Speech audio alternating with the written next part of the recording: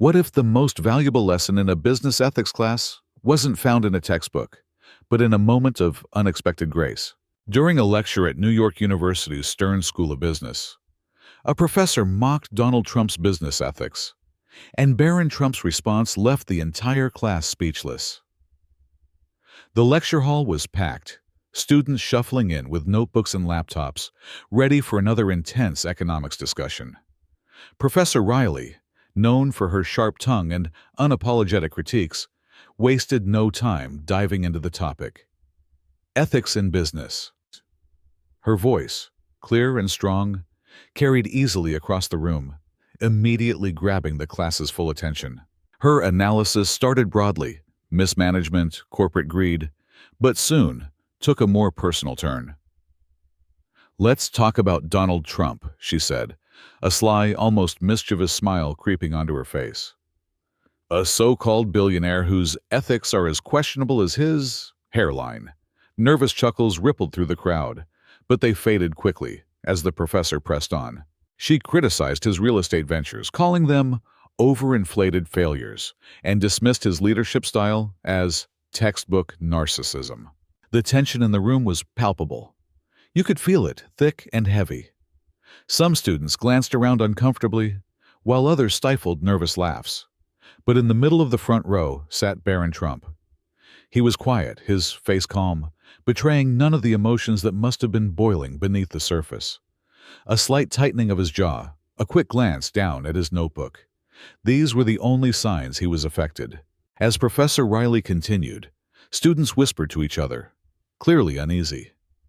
Everyone knew who was sitting there, but no one dared to look directly at him.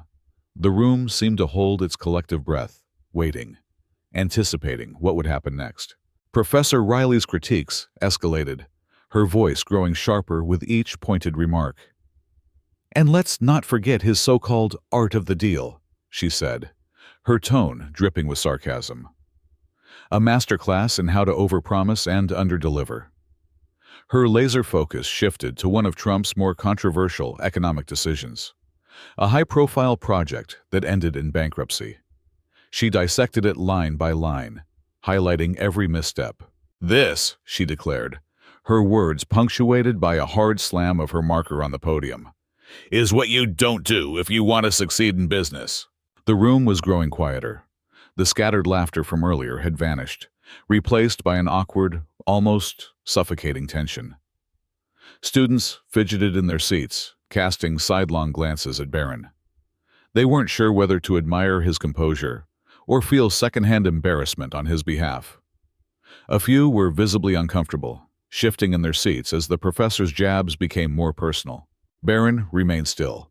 His hands rested on his notebook. His expression was unreadable, but his body language betrayed subtle signs of discomfort.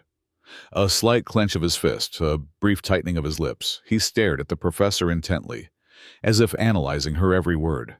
Professor Riley, perhaps emboldened by his silence, pressed on. "What's truly remarkable," she continued, "is how someone can fail so spectacularly and still brand themselves as a genius. It's a testament to the power of spin over substance." The classroom was so silent that the ticking of the wall clock seemed deafening. A few students dared to glance at Barron again, as if to gauge whether he would respond. Some seemed to silently plead for him to stay quiet, while others leaned forward, curious, almost eager, to see if he would defend his father. And then it happened. Barron shifted in his seat and raised his hand. The movement was small, but electrifying. The tension snapped as every pair of eyes turned to him, and the room collectively held its breath. Even Professor Riley paused mid-sentence, clearly caught off guard. "Yes?" she asked, her voice measured but tinged with surprise. Barron paused, letting the weight of the moment settle over the room. "My father has taught me," he paused again. "Failure is not failing unless you quit." The class sat in shock. He wasn't finished. He leaned forward slightly, his hands clasped on the desk, and continued. "There's something else I'd like to share, if that's okay." His voice remained calm, but there was an unmistakable edge of determination now.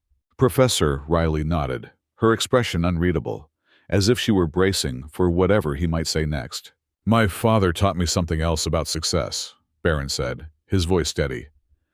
"He taught me that behind every achievement, there's a team of people who made it possible. It's not just about one person. It's about everyone who contributed, who believed in the vision, even when things seemed impossible." He glanced briefly around the room, his gaze sweeping over his classmates, before returning to the professor. "That's something I've seen firsthand. Hard work, loyalty, and resilience are the values he instilled in us, and I try to live by them." A few students shifted in their seats, their expressions thoughtful. Barron's words were striking a chord, not just because of their content, but because of the sincerity with which they were delivered. He wasn't defending his father out of blind loyalty. He was speaking from a place of genuine understanding and personal conviction. He then pivoted, his tone softening. "I understand that public figures like my father are open to criticism," he said, "and they should be. Criticism is part of accountability.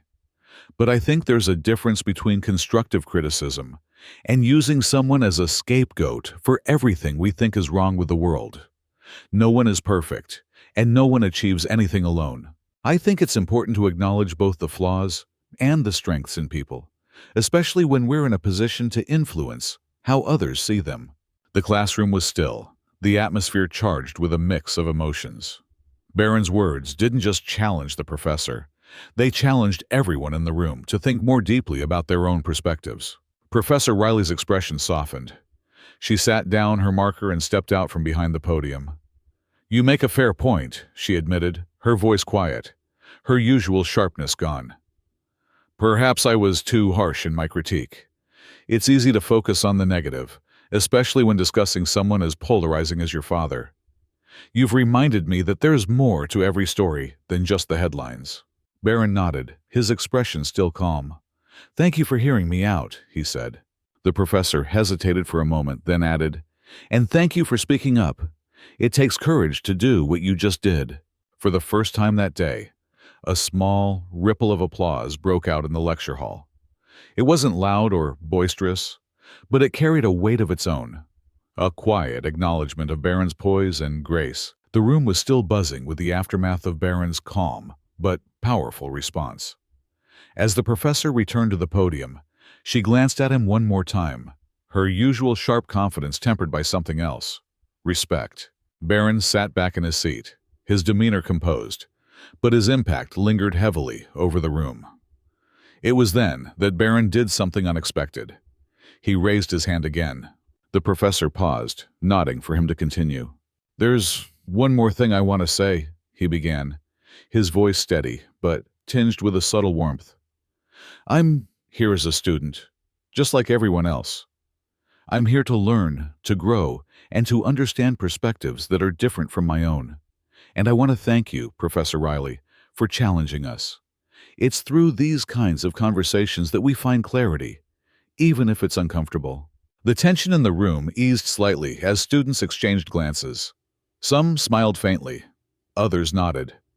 Barron's humility was disarming, breaking through the walls of bias and preconceptions that had hung over the discussion. Professor Riley seemed caught off guard again, but this time, her reaction was softer. "You're right," she said, her tone more measured now. "Discomfort is where learning begins. I hope you all take that lesson to heart, not just about this discussion, but in life." As she turned back to the whiteboard, the lecture resumed. But the energy in the room had shifted entirely.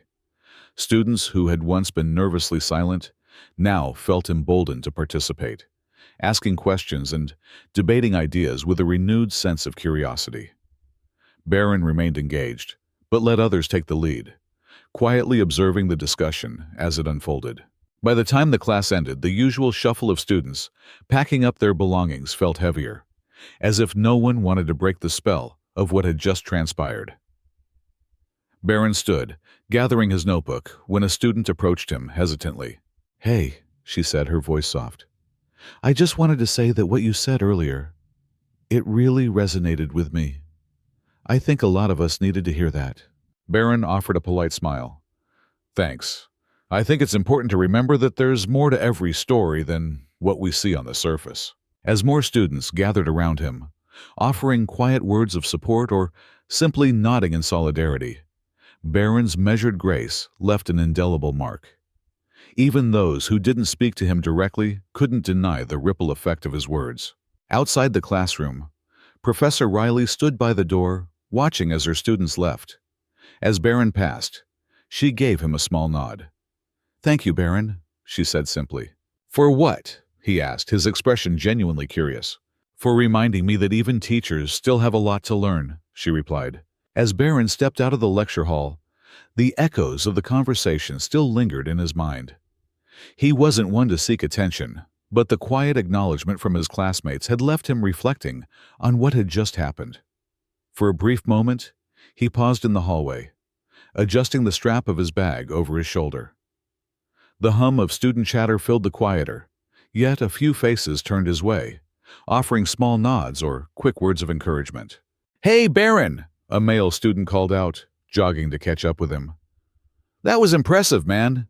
Not many people could have handled that the way you did." Barron shrugged, a faint smile tugging at the corner of his lips. "I just said what I felt needed to be said." The student chuckled, shaking his head. "Still, it takes guts. Anyway, thanks for standing up like that." He clapped Barron on the shoulder before disappearing into the crowd. As Barron walked toward the campus courtyard, he felt the weight of the moment beginning to lift. The crisp autumn air greeted him, and he breathed it in deeply, letting the tension ease from his chest. He found a quiet bench under a large oak tree, the shade offering a small escape from the buzz of campus life. While he sat there, his phone buzzed in his pocket. Pulling it out, he saw a message from his mother. "Heard about your class today. Proud of you." A small smile broke across his face as he read the words. He typed back a quick response before slipping the phone away. Just as he began to relax, he heard footsteps approaching. Looking up, he saw Professor Riley standing a few feet away, holding a coffee cup in one hand and a folder in the other. Her expression was thoughtful, almost hesitant. "Mind if I join you for a moment?" she asked. "Of course," Barron replied, gesturing to the empty spot on the bench beside him. She sat down, taking a sip of her coffee. "You know," she began, "I've been teaching for over 20 years, and I can count on one hand the number of times a student has challenged me like that. In a respectful way, I mean." Barron tilted his head slightly, his gaze steady. "I wasn't trying to challenge you, Professor. I just thought the conversation could use a little balance." Riley chuckled softly, nodding. "And that's exactly why it stood out. You didn't come at me with anger or defensiveness. You spoke with clarity and conviction. That's rare, especially nowadays." She paused, her gaze drifting out toward the courtyard. "I wanted to thank you for that. You reminded me of something important today. That our words carry weight, and that it's easy to forget the human element behind every critique." Barron nodded, his expression thoughtful. "I think we all need that reminder sometimes, myself included."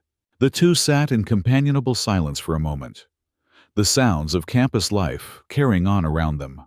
After a few moments of quiet, Professor Riley turned back to Barron. "You know," she began, her voice softer now, "it's easy to stand at a podium and deliver opinions, especially when you're removed from the people those opinions might affect. Today you reminded me why I became a teacher in the first place. To foster real dialogue, not just preach my perspective." Barron glanced at her, his expression thoughtful. "I think it's important to have those discussions, even if they're uncomfortable. But it's also important to listen. That's something my dad always taught me. You don't have to agree with everyone, but you should try to understand where they're coming from." Riley nodded slowly, her gaze fixed on the courtyard as students passed by. "It's good advice," she said. "And for what it's worth, I'll be rethinking how I approach certain topics in the future. Today wasn't just a lesson for the students. It was one for me, too." Barron smiled faintly, appreciating her humility. "Thank you for saying that. It means a lot." She stood, adjusting the folder under her arm. "Well, I should get going. But I wanted you to know that what you said today, it mattered. Thanks, Professor, Barron replied, standing as well. And thank you for giving me the chance to speak. As she walked away, Barron remained by the bench for a moment, watching the campus bustle around him. A sense of quiet pride settled over him, not for defending his father, but for the way the conversation had shifted from confrontation to understanding. The ripples of that moment carried through the day. By evening, a few classmates reached out to Barron, thanking him for what he'd said. Some even admitted they had misjudged him before, seeing him only as the son of a controversial figure. Now, they saw someone who was thoughtful, composed, and willing to stand up for his beliefs without tearing anyone down. For Barron, the day wasn't about changing minds. It was about planting a seed. And as he packed his books for the next day, he hoped that seed would grow into something bigger, a reminder to always seek understanding, even in the face of criticism.